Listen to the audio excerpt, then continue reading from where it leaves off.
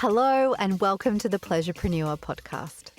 This podcast will help you create what you desire in your business with pleasure. Whether that be calling in your ideal clients, making more money, or creating a balanced business life blend. I'm your host, Regan, pleasure and business coach, published author of A Mother's Pleasure, wife and mama to 3 little wildlings. However you're choosing to listen to this podcast, ask yourself, how can I make this more pleasurable? And do just that. I acknowledge the custodians of the land on which this podcast is recorded and produced, the Wadi Wadi people of Dharawal land. Now, let's proceed with pleasure. Hello and welcome to today's podcast episode on the Pleasurepreneur Podcast. Today we are diving into one of the most common and honestly most frustrating things that can creep into your business and completely mess with your confidence, your momentum, and is oh so not pleasurable. If you read the podcast title, you know we are talking about imposter syndrome. So let's dive into what imposter syndrome actually is, my slightly left of field take on it, and how to move through it with grace and self-trust and a whole lot more compassion, so that you can sell and speak and lead and create the income and the impact that you desire with pleasure.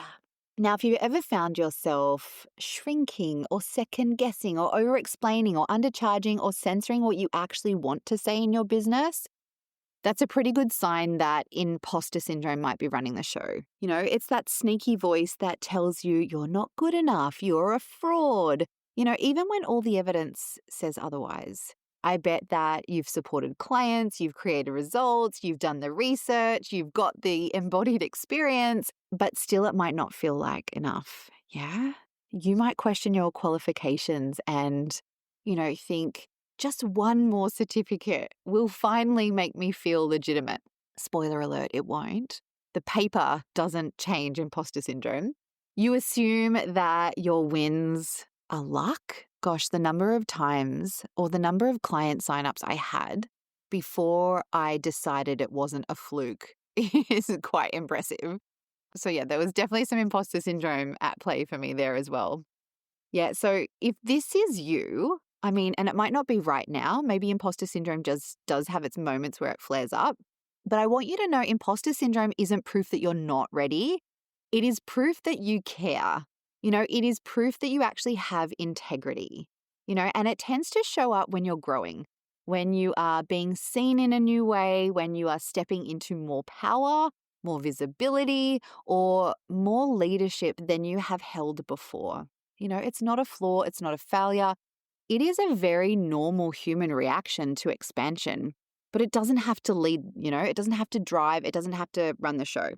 So in this episode, we will break down what imposter syndrome really is, how to tell the difference between imposter syndrome and actually not having integrity, and how to move through it all. Not by removing it from you, not by you're not broken. This is not something that needs to be fixed. It's not something that needs to be deleted from you, but we will see how we can move through it in a way that you can start to, overcome it and almost dissolve it, You do not need another certification.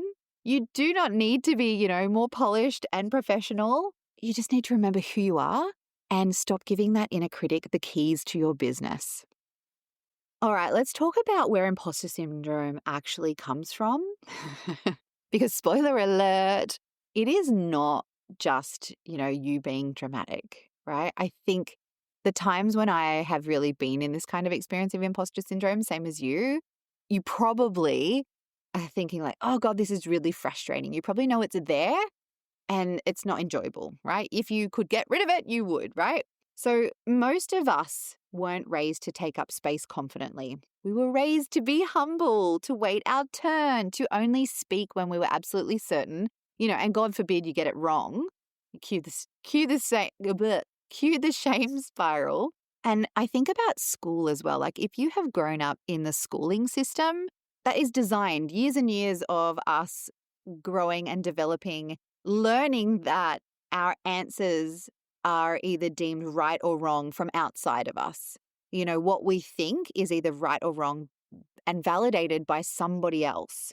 And so, of course, this makes such sense that, when we step into our own businesses, we are looking for that kind of external validation from somewhere else, right? And this is especially true for, women and marginalized people. The internalized message is you have to prove you belong here. So, of course, we hesitate. And of course, we search for something outside of us to validate us. And imposter syndrome can also come from, when we are comparing ourselves with others. It can also come from perfectionism and trying to show up as, this ideal version of a, coach, mentor, creative artist, instead of just showing up as the truth of who you are. I still remember in my early days of coaching and looking to other people in the coaching industry and comparing myself to them and being like, oh, well, I'm obviously not legit yet because they seem really put together and really polished and professional. Look at their blazers, That is not me. So obviously I'm an imposter. I don't belong here. I'm a fraud. Until I started to realize, well, no, that's just them and I get to be me. So let's bridge that part together today. All right. So for starters, here is a powerful reframe. Sometimes imposter syndrome is actually just you checking your integrity. It's asking are you being real? Are you trying to be someone you're not? And that it's not a bad question. That's actually a helpful check-in. There are benefits to having imposter syndrome. And part of that is the integrity piece. Yeah. But the whole experience of imposter syndrome, it shouldn't be running the show. And let's pause here because this might actually be the part where you're asking, so how do I know if it is imposter syndrome or if I'm acting out of integrity? I'm so glad you asked. Okay, so I know that the last thing that you want to do is bypass a legitimate gut check just to label it as imposter syndrome. Both can feel uncomfortable, both can bring up self-doubt, but the root of that discomfort is very different. And that's what you want to listen for. Okay, so imposter syndrome sounds like this versus being out of integrity. This is what imposter syndrome sounds like. Who am I to do this? I don't know enough yet. I'm scared people will think I'm a fraud. I don't belong here. Maybe I don't belong, This is fear talking. It's usually not grounded in truth. It is based in self-doubt. It's based in comparison and looking for permission outside of yourself. And I know for me, it also feels like a way to almost indulge my inner victim so that I don't take the action and do the uncomfortable thing that will actually grow me and my business. Also, if you are someone who genuinely cares about your work and your clients, which I know you are because I don't tend to attract dickheads, but you're more likely to feel like a fraud than to actually be one. If you are showing up with care, if you are delivering value, if you are growing through practice, you are not out of integrity. You're just expanding. And imposter syndrome is deciding to come along for the ride, right? Now let's look at, what being out of integrity feels like. It is less about, who am I to do this and I don't know enough yet. And it feels more like I am not walking my talk. I'm selling something I don't believe in. I am copying someone else's approach and it feels off. I'm not being honest about what I'm capable of delivering. This isn't fear. This is misalignment. And it usually comes with a knowing in your body that something's not quite right.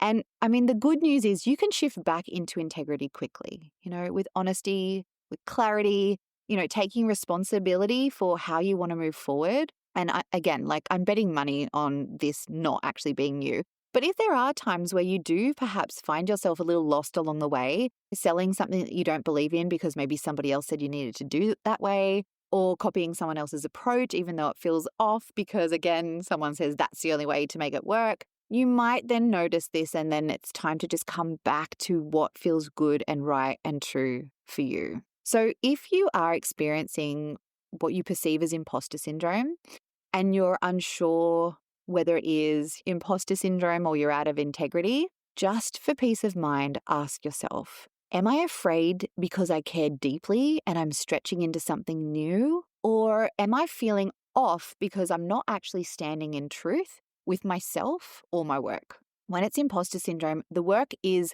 trusting yourself more deeply. When it's integrity, the work is coming back into alignment with what you actually believe, what you want, and what you stand for. Either way, it is not a reason to shrink. It's an invitation to lead yourself with integrity. Now, I don't actually see imposter syndrome as a problem to eliminate. Yes, the title is about overcoming imposter syndrome, but it's more from the perspective of, dissolving it, knowing that it will probably flare up at certain times, but it is not something that we absolutely need to get rid of. I actually see it as a rite of passage, particularly for those of us doing big, brave, perhaps different and purpose-driven work outside of our comfort zone. Yeah, so let's get into it. How to move through imposter syndrome, not by fixing yourself. Remember, you're not broken, and not by removing parts of yourself. I believe you are whole and wonderful, but this is more about just reclaiming your power. And if you are feeling imposter syndrome, I don't want you to suffer twice. This phrase, don't suffer twice, I would remind myself of this phrase when I was struggling with postnatal depression and anxiety and insomnia after my first babe, Obviously, I was really struggling. And not only was I struggling from, the perinatal mood disorders, but I also added a second layer of struggle on top by making it mean something terrible about me. By thinking thoughts like, oh, I shouldn't be feeling like this. I'm obviously a bad mom or not cut out for motherhood because I'm feeling like this. I must be so terrible because this shows, I'm obviously not coping, right? So not only was I dealing with the impacts of perinatal mood disorders, but then on top of it, I layered this whole other element of suffering, as I said, by what I was making it mean. So that's what I'm saying. Don't suffer twice. Just like my perinatal mood disorders, you know what makes imposter syndrome so much harder to deal with? Resisting it. Suffering twice, adding on this whole other layer of suffering. When it comes to imposter syndrome from a business perspective, this might sound like, oh, I shouldn't be feeling like this. I'm obviously no good at this. I mustn't be cut out for business. The fact I have imposter syndrome tells me that I need to give up and just get a job. And there we go, spiraling even more. Yeah, so don't let the presence of imposter syndrome be the reason to beat yourself up about it and prevent yourself from creating the impact in the world and the results in your business that you desire. So let's take a sec to have a bit of a recap, right? Like, we know what imposter syndrome looks like and how it feels. We know that there are benefits to it, like checking your integrity. And we know it's something you can move through, not a reason to suffer twice. So what actually shifts when you let imposter syndrome ride with you, but as a backseat passenger, right? You take it away from behind the wheel and you put it right up the back. What changes when you stop letting imposter syndrome lead the way? You will start to move, actually take action, even if you notice imposter syndrome there. You'll stop needing to perfect the sales page or find the full body yes or get the approval or the applause, right? Or the likes and the comments, yeah? And you start actually backing yourself. You will launch and sell your offer. You will raise your prices. You will speak from your truth. And when you do that consistently, you build more and more evidence that you're actually really good at what you do. You build that self-trust, not from reading, affirmations or waiting for someone to tell you you're ready, but from doing the thing. This is what I mean when I'm saying let's let imposter syndrome ride with us, not behind the wheel, but in the back, like the backpack. If you've got a 7-seater or I'm thinking of a minibus, put it right up the back. Because what we're doing when we're letting it ride with us, but we're still taking action, is we're not wasting a lot of our time, energy, attention trying to deal with and get rid of imposter syndrome. We're actually just kind of noticing it's there, letting it be there, but focusing our time, energy, attention on creating what we want to create. As I said, creating the impact we desire, creating the income we desire, building and creating what it is we want for our life and our business, not letting that imposter syndrome mess with us. And in the meantime, while it's still up the back riding with us, we're collecting all of this evidence that we actually can do the thing, which then helps to quieten it down more, It's going to affect us less if we move through it in this way. You don't overcome imposter syndrome by collecting more qualifications. You overcome it by collecting more evidence that you can do the thing and by deciding, I believe in myself, I back myself, I'm not waiting for permission anymore. This is the rite of passage piece. This is the piece oftentimes I see with clients and for myself, like in the early stages of business, this rite of passage where it's like, okay, we realize like, well, there is no person that comes around and says to you, you know enough now. You've experienced enough now. You've helped enough people now, or whatever, like fill in the blank, whatever you think is required in order to do your work in the world. There is not one person that will come around and say, yes, that is allowed for you now. Go ahead and do that. No one is going to cancel you. No one is going to judge you. No one is going to have a differing opinion to you. Like that doesn't happen. I think imposter syndrome is part of us craving that. And hence why I see it as a rite of passage. You realize that that can still happen. You just need to trust yourself and believe in yourself and keep collecting that evidence that you know what you're doing. And the reason why I say no amount of qualifications is going to get rid of imposter syndrome for you, no amount of followers or likes or people agreeing with you changes that from the outside in, is because I have worked with so many people who have got all the qualifications. And maybe this is you. Maybe you've got all the qualifications. Maybe you've received like so much great recognition and, praise for your work. And yet still it's affecting you. This is not an outside job. This is an inside job. So how might we actually do the inside job? Like what are the actual steps for this imposter syndrome inside job? And from a perspective of you're not broken, you don't need to be fixed, you don't need to remove parts of yourself. Imposter syndrome gets to ride with us. It can be a really great integrity checker and it is okay. And I think that's probably the first step here, is to actually normalize it. Remind yourself this is actually a common experience. It is not that you're not cut out for business. It's that you have integrity. This is your imposter syndrome in checking your integrity, and chances are you are expanding. You're growing into new leadership, new visibility, and perhaps going into some unfamiliar territory. Number 2, notice if there's a pattern. When does it show up? Is it when you're about to post? Is it when you raise your price? Is it when someone praises you? Is it when you're putting together a new offering and you're like, oh my God, this is so amazing. Yes, we're going to do this and that. And I'm going to help them with these results and this is what's going to change for them. And then you're like, oh my God, actually, I can't. Maybe that won't happen. Maybe I don't know what I'm doing, right? I want you just to notice when this shows up for you and give yourself space to choose a new response. I've talked about before the kind of 101 model of coaching, which is that, our thoughts lead to a certain type of feeling that creates a certain type of action or inaction that creates a certain kind of result, right? And so if you're noticing this coming up at a certain point and it's a pattern, then you can actually create some new thoughts. You can craft some thoughts that are actually going to feel so much better, make you feel so much better within yourself. So I would get curious about what it is that you can be thinking to help you feel a certain kind of way, to have you take a certain type of action, to create a certain type of result. Okay, and the third step here is I want you to make a list. Yeah, what have clients said? What results have you helped create? What do people thank you for? What is all the evidence that you've collected up until this point in time that actually does, as I said, provide you the evidence that you know what you're doing, that you can help your clients create the results that you desire, that you are meant to be here, that you do belong in this industry, in whatever room you want to be in, with whoever is amongst you, Yeah, I want you to start to gather all that evidence. Something that might be really helpful is to have a folder of testimonials or even just comments from your clients and screenshots. Yeah. You might not ever want to do anything with them outside of, sharing them outside of that folder.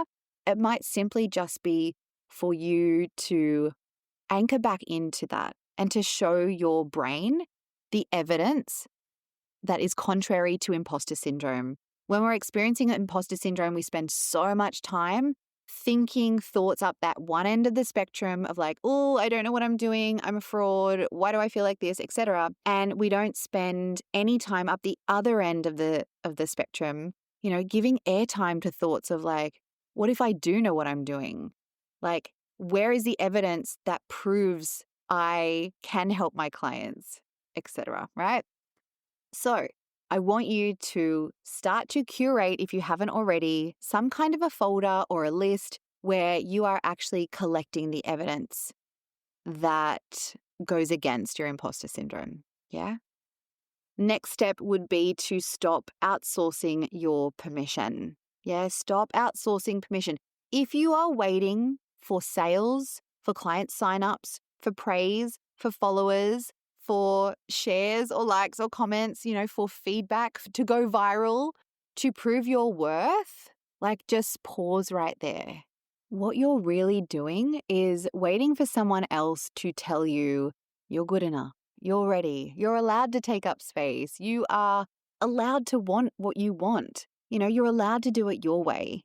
Waiting for that kind of external validation is just you waiting for confirmation of these kind of things. But the thing is, no one else can give you that in a way that actually sticks, and even if they do, it won't land unless you believe it for yourself to begin with. So here's what I want you to do. I'll give you some prompts that are going to be really helpful.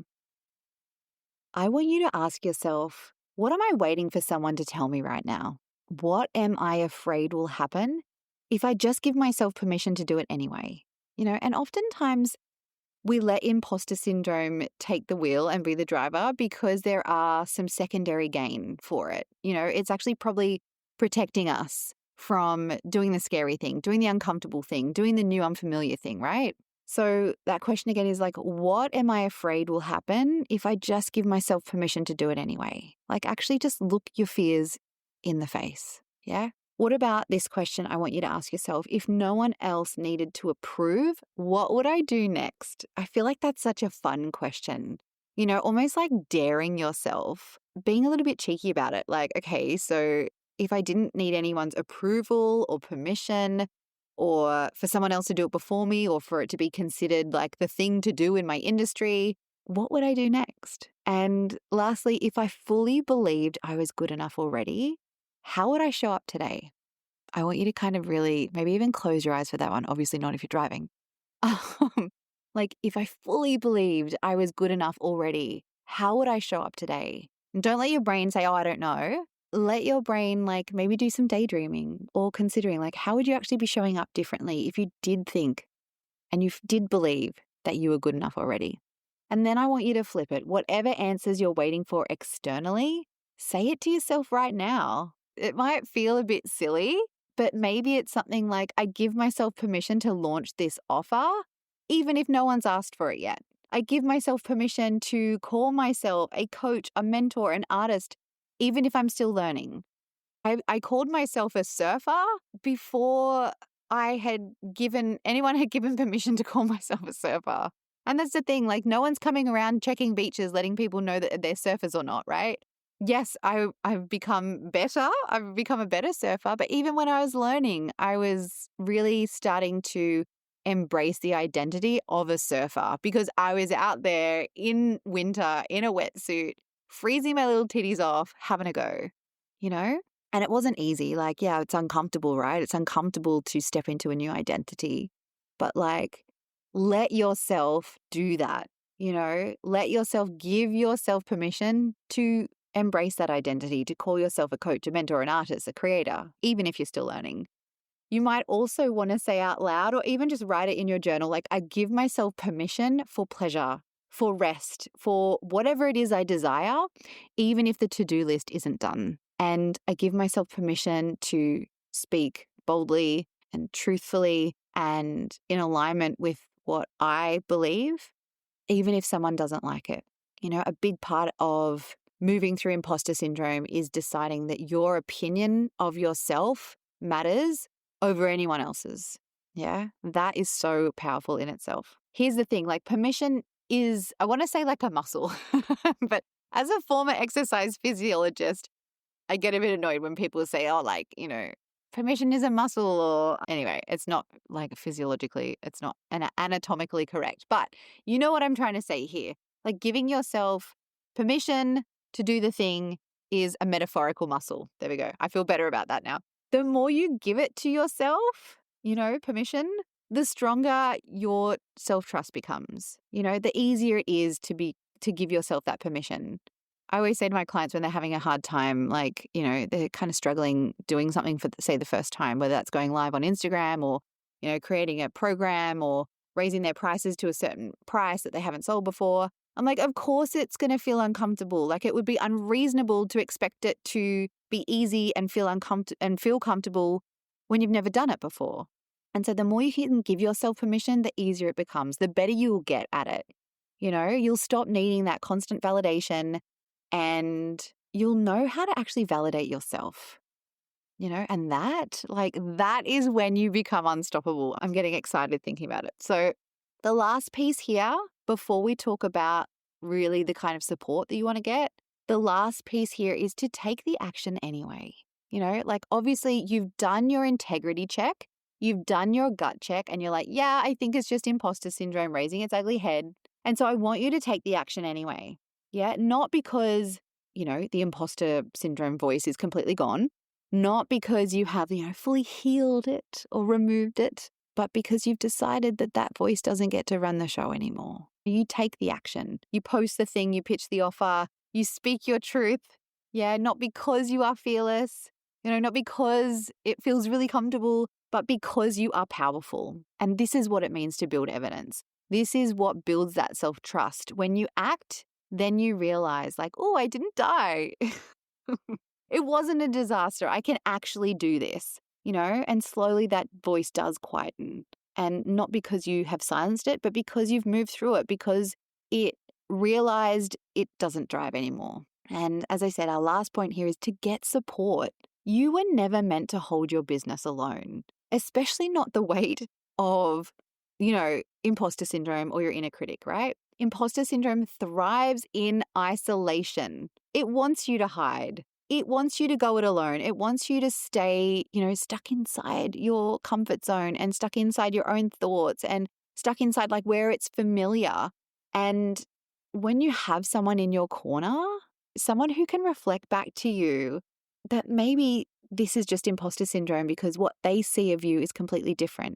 When you have that person who sees your brilliance clearly, who can help you spot those gaps between who you really are and who your imposter voice is trying to convince you that you are, it's an absolute game changer.